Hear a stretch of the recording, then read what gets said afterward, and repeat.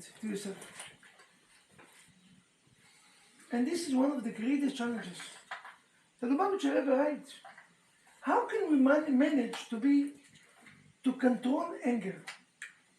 If today the topic is all about character, we're going to touch it. This is just introduction. How can we handle anger? Anger is something that is out of control. Emotion. Can you control emotion? Wish I could control it. Ladies, can you control emotion? Your husband gets you nervous, get you upset. Can you not get upset with that? Yes, Rabbi, 1 second. Even that 1 second is still controlling yourself. Can we really control emotion? Anger? Somebody made you angry, embarrassed you, step on you, scratch the car, stole money from you. Can you control your anger? Yes or no? Control the reaction and not the emotion. No, yes. So, and how do you control the reactions? Beautiful. So you said beautiful that a man cannot control a human being. Man or woman cannot control the emotion, because emotion is coming, but you can avoid the actions. The action part you can avoid. And how do you avoid the actions? I will teach you a few rules today. Our knife tonight is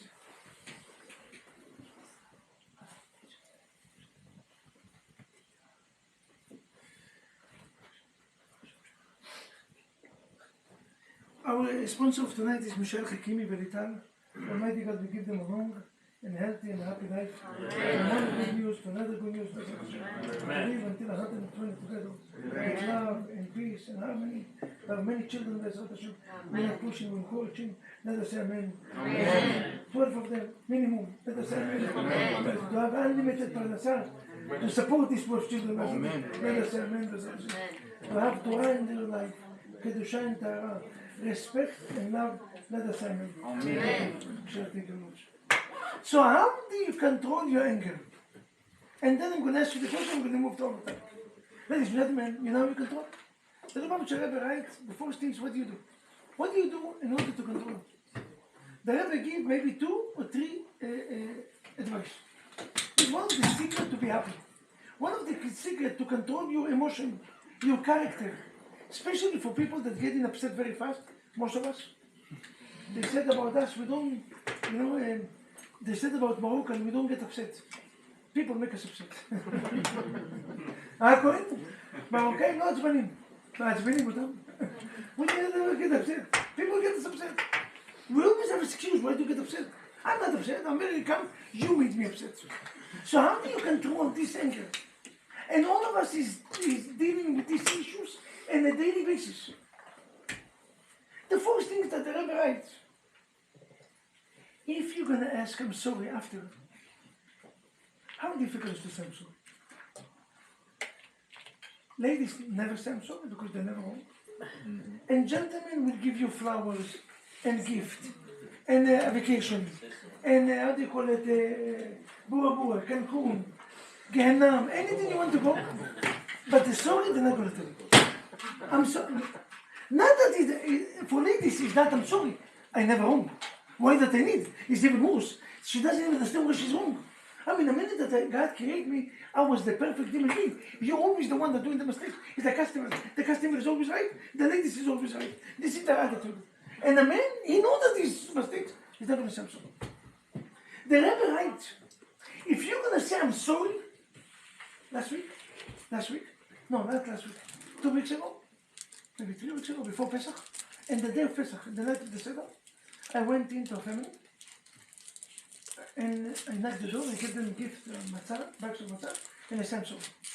I'm sorry for the mistake that they did. For me, it's not difficult. I'm a human being. If I'm doing mistakes, I'm not ashamed to say I'm sorry. In my relationship with my wife, I'm not ashamed to say I'm sorry. My relationship with my students or my community, I'm not afraid to say I'm sorry. I'm not ashamed to say I'm sorry. This is part of life. Just the opposite. We spoke about last week, I'm not going to. So, you know why if you're going to say I'm sorry, it's going to help you? Because if you're going to know that after the anger you're going to have to say I'm sorry, your ego, why is it so difficult to say I'm sorry? Because you're full of yourself. I'm going to apologize. Next time you're not going to get angry anymore. Because you're going to know that you're going to have to apologize. And you know how difficult it is to apologize? So the Rabbi said if a person will remember that he have to apologize, he will think twice before he's going to react in stupid ways. Before he's going to react in not prepared ways. This is one.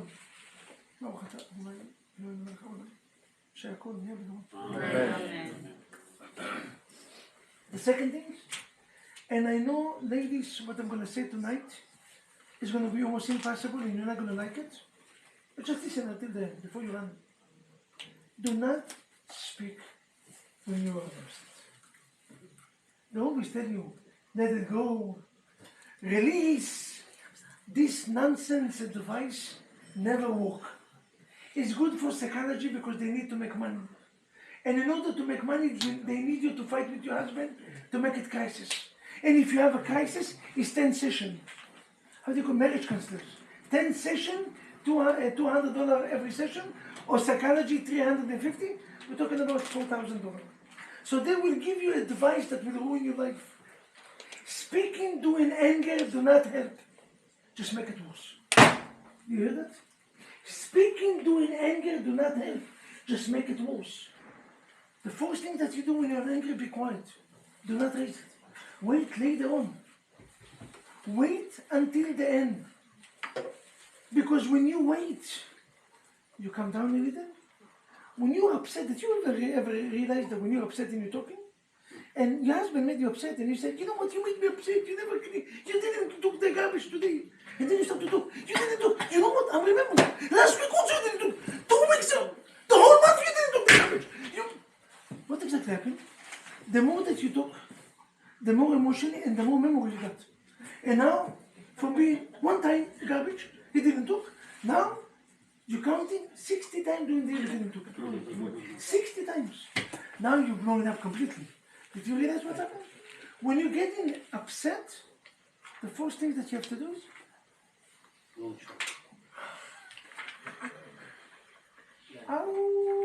yoga. Be quiet. What a beautiful advice is that? What a beautiful advice. Do not react and do not speak during anger. You cannot control the emotion, but you can control the result. You can control the result, and the result is in your hand. It might be that this is the greatest topic of tonight. Just before, I will give you today 3 short messages. Each one of them, by its own, can change your life. Tonight, the first advice is, I'm going to give you, this week they invite me and the Young Israel Forest is here, Kilat Ahavat Shalom, right? Rabbi Margi, beautiful community, and Kohen Binimino, and Yaakov Kaiko, and many others, start a program, start a class after Tefillah on a daily basis. Now, why is it important for me to talk about it? In a second, you're going to know. Ladies and gentlemen, they have something that can guarantee you to be healthy. Can guarantee you to be healthy. Guarantee you that you will never have sickness. You know, I came back from this speech and I told my wife, you have to accept in yourself to do it on a daily basis. I told my student to do it. I'm trying to spread as much the rumor in order that everybody will do it. Because then you can save, how do you call it, insurance, life insurance. Gentlemen, don't think that you're smart when you have life insurance. Life insurance is the worst business deal that you can do. Ask me why. Why? Can you ask me why? Why? Moshe, life insurance is good. Now, especially when you have $5 million. Don't look at me like this. I have life insurance. $10 million. Listen to what the foolish people we are. Life insurance, nobody uses when he's alive. The only time that you can use it is when you're dead. Right? So this is first. Nobody ever got the money when he's alive. Somebody have to die in the family to get the money. Now, if you have $5 million, $10 million life insurance, and you got your wife upset, maybe your wife said, you know, I have 10 million and I have this guy. Boy, I want to take him, let me enjoy. Now, it's not benefit for your wife to pray that you're going to stay here. Because money-wise, it doesn't make any sense. But if you have no life insurance, every time you get sick, please, boy, give him long life. Give him long life. We need somebody to support us. Life insurance business-wise is the worst mistake that you can do. I don't have life insurance. I tell my wife, you need me? Pray for me to be alive. That's it. You are my life insurance. Tonight I'm going to give you life insurance. And I will prove it to you in a second. Now, what's the life insurance? What's the life insurance that you can have? The greatest life insurance. The Rabbi requests people to have in 3 different form and shape. To study the Rambam. You know the Rambam? Maimonides have a book that's called the Yad HaChazaka. You can find it in the internet, Rabbi Gordon, like a Cohen Binyamin would love to say. You can find it in the internet, Maimonides. The way that Maimonides divided, either to 3 chapters a day, either to 1 chapter a day, or either to daily mitzvah. A daily mitzvah. If you do the short version, ladies and gentlemen, especially for the beginner, a daily mitzvah on a daily basis, in the end of the years you're going to finish the 630 mitzvot. The whole Torah. All the obligation you're going to finish. The whole 613, or maybe 620. If you're going to do it, you're going to finish the way that the Rambam gives short explanation. Sometimes 2 mitzvot, sometimes 3 mitzvot, sometimes 1 mitzvah. He always explains every mitzvah to details. It's taking 5 minutes only. 5 minutes, and even that one is even too much. 5 minutes, you can find it on the internet. You read it, you understand the lesson. First of all, you become much wiser. What is our obligation in this world? And second, they said, כל המחלה אשר שמתי במצרים לא אשים עליך. That you know how many sickness we have in this world? How many kind of sickness we have? 613. Almost. Nice number. Like a number. I agree, but no. How many different sickness we have? Major sickness. 10. The Gemara said 83 sickness. To avoid these 83, you have to do 2 things. Either you eat, and in physical ways, is to eat breakfast, to be very careful in breakfast. Washing hands, doing motzi, and eating breakfast. What 90% of us do not do.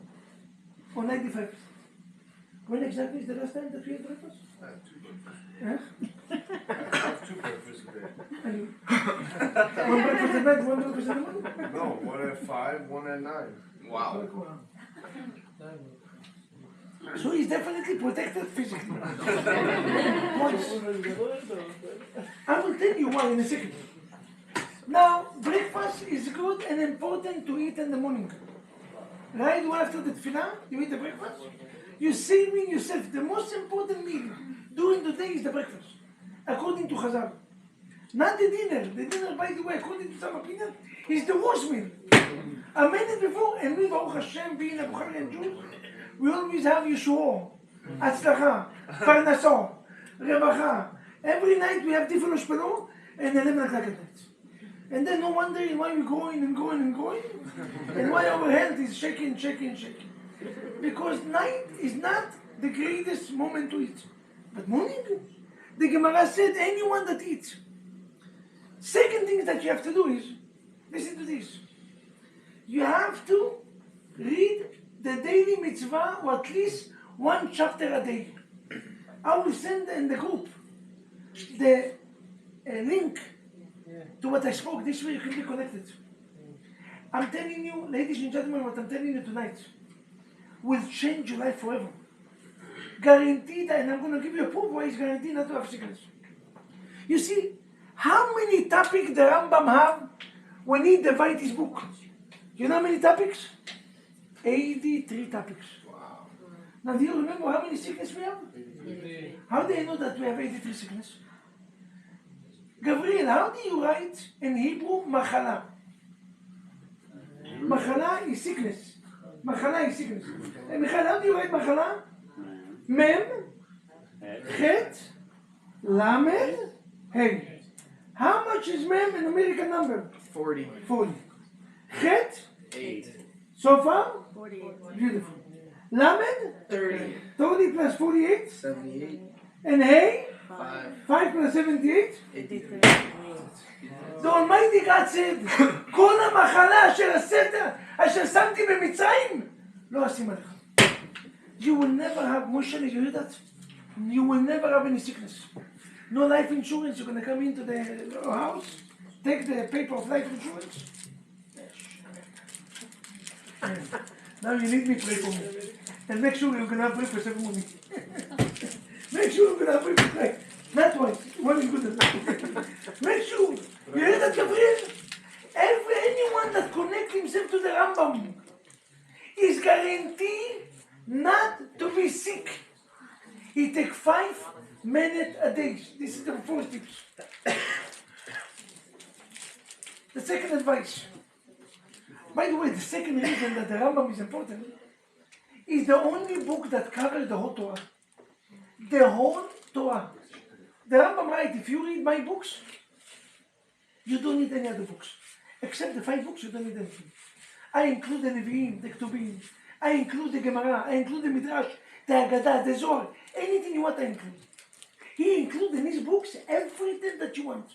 So the first time that you have ability to finish the whole Torah. And gentlemen, ladies, they have a debate. If a person has to finish the whole Torah every year or every 3 years. Wow. So the one that doing 1 chapter a day is finishing in 3 years. By the way, this is the reason. The one that doing 3 chapters a day is finishing. The one that do a daily mitzvah also finish it in 1 year. Short version, but finish it in 1 year. It's a short version, but finish it in 1 year. Unreal the way that they divide it. They divide it in order that we're going to be connected to the whole Torah every year. This is the first one. The second advice I'm going to give you, and that one is out of respect to today. Today is the day that Israel became a state. Israel was always a state, but Israel became a state. In 1948, when the United Nations, a place that do not like us, and I say it in a nice way, and politically correct, they don't like us completely. The first times, maybe the last times, that the United Nations made only one decision good for us. And from then, the last 75 years, all the decisions that they made is against us. The only decision that they made once, because of the guilty feeling after the Holocaust. Not because they love us. Even then they didn't like us. But the only decision is that they recognize the Israeli, the need to have states, and Israel is the state of the Jews. It was in 1948. And then they announced Israel was always a state of the Jews. That one is coming from the Bibles. But a day before, we had the Memorial Day of the soldiers of Israel. Ladies and gentlemen, I was a soldier myself. And because of that, I have to share with you 2 stories to hear. I was soldiers myself. I went myself willingly. I didn't have any obligation to be a soldier in Israel. I was proud to do it.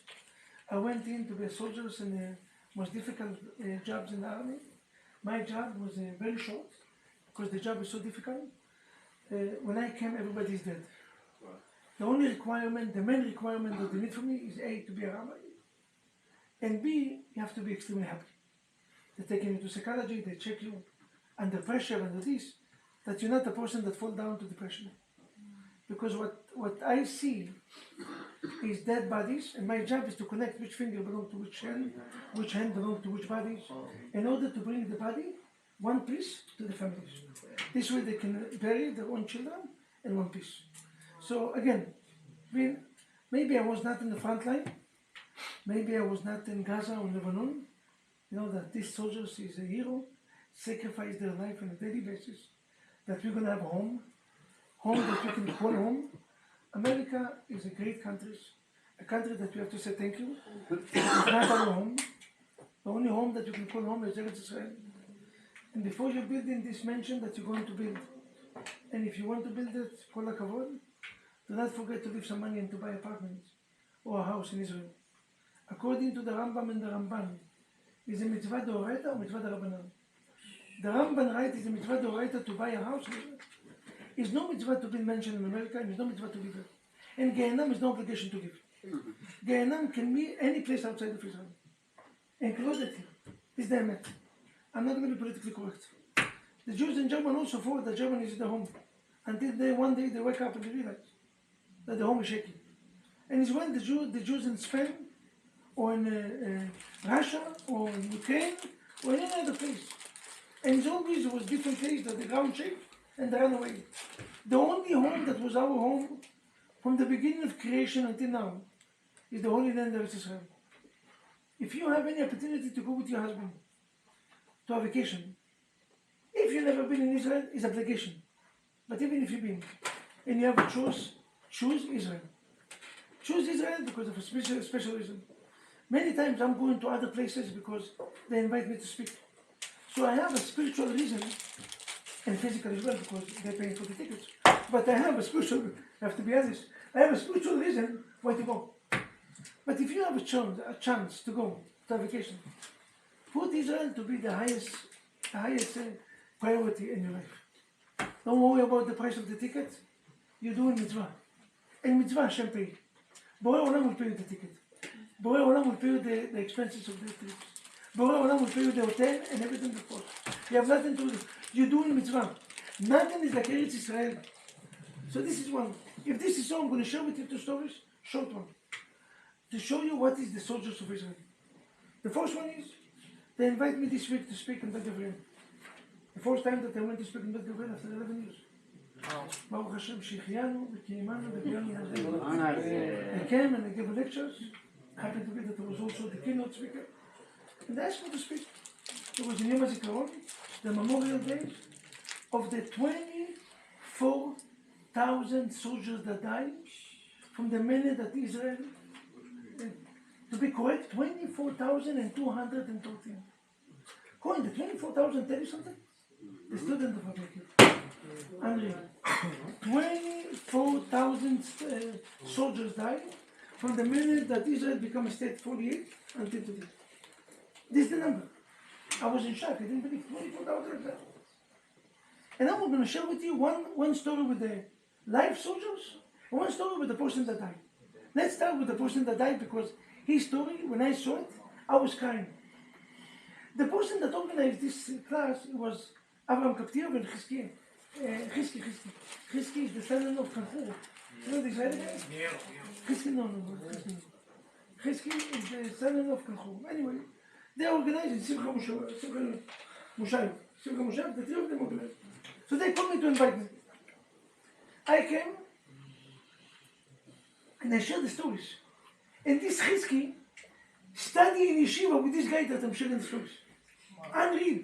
He is the one that pushed for it.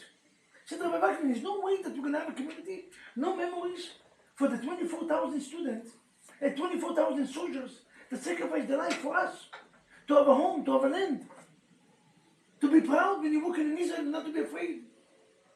Every day until now. His name is Roy Klein. Roy Klein was a commander in Golani. Chativa 51. Chativa 51 is like a, I don't know if the name's telling you, דובדבן, סיירת מטכ"ל, שייטת 13. The hardcore, the best forces in Israel. They are the ones that going into Gaza, they are the ones that going into Lebanon. The Navy SEALs of America. They are the hardcore of the army. They went in, he was a commander in that group. The group went into Lebanon. Surprisingly, Hezbollah, Machshimam, they surround them, and they start to give Makat Esh. Makat Esh meaning you're getting fire from all over. You cannot run. Ta, ta, ta, ta, ta, ta, ta. So what do? You have to respond with fire. Heavy fire. So they respond and the terrorists shooting from all over. Until one of the terrorists took a grenade and he threw it in. What is your first instinct when you see grenade? Run. Run on, right? You see grenade next to you, what do? You run. Listen to what the hero of the soldiers of Israel. We try and see the grenade. He's the commander. 14 soldiers next to him. He screams, I'm crying when I say it. He screams, Shema Yisrael, Hashem Elokeinu, Hashem Echad. And he jumped on the grenade. There was no happy end to the stories. He died to pieces. But none of the soldiers even got scratched. You hear that? What I hear is that. Chizki is crying, he said, Rabbi, I studied with this guy in Yeshiva. Yeshiva Bacho, religious, as religious that he can get. Willing to sacrifice his life against the nature instinct of running away in order that nobody is going to be scratched. If your wife is asking you to wash dishes or to help in something, oh, you do, what a crisis. I'm not asking you to jump on grenade. Can you take this? And Bukhara never happened. Against traditions. You're asking me too much. Enough is enough. I cannot take it anymore. What did she ask you? To help 5 minutes? To put, you know what? Do not wash dishes. I'm asking you, take the plate back. Even that is like, what the chutzpah you have to ask me to take my own plate that I ate and I made it dirty back to them. I didn't ask you to jump on a grenade. You are spoiled American and it's okay with this? Your wife is also American perhaps? Fancy schmancy? But what did I ask? To sacrifice a little. That your wife will never get hurt. If your wife asked you at night to handle the baby, your own son, this one is Bechlal. You're calling me like it's my fault. Rabbi Vaknin, can you come home? Maybe Christ is in Shalom Bayit. Is either me or either my wife. I don't understand. She didn't sleep for 20 hours. She wanted 2 hours or 4 hours to sleep. 1 hour. If you don't, first of all, you don't do it, and if you do it in such a way that she will never ask you. That you realize when a man keeps his baby, oh, he takes the bus, he's sticking it in his mouth. He barely breathes.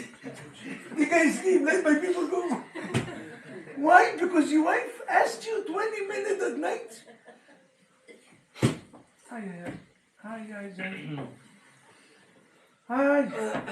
We have to study. We have to study how to become a human being. Not only תלמידי חכמים. Human being. Ben Adam, אני מחפש.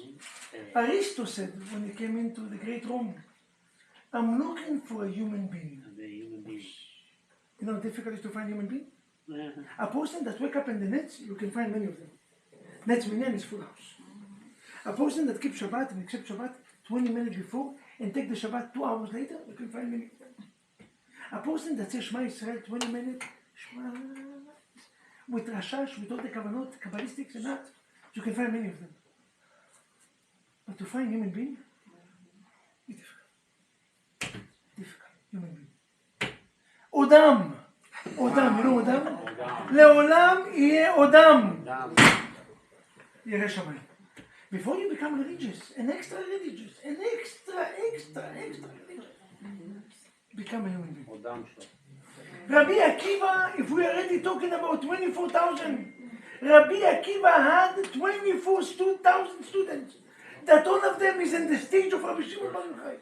Rabbi Shimon Bar Yochai, this is the league.